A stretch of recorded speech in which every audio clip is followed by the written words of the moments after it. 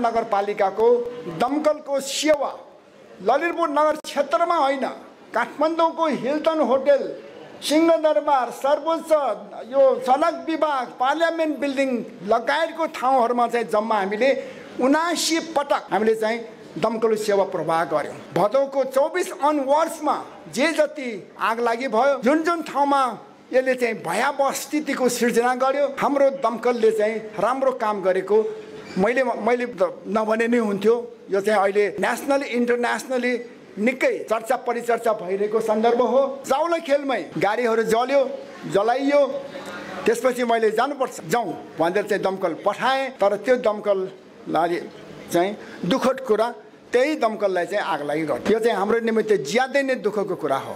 हामीले ललितपुर महानगरपालिकाले अहिले सबैभन्दा महत्त्वपूर्ण काम भनेको नगरवासीहरूलाई चाहिँ कसरी संरक्षण गर्ने, कसरी उहाँहरूको दिनचर्या राम्रो पार्ने र उहाँहरूको चाहिँ इन्कम जेनेरेसनमा हामीले कसरी टेवा पुर्याउने भन्ने नै हाम्रो काम हो। तर आजको विषयवस्तु भनेको एक किसिमको नगरवासीहरूलाई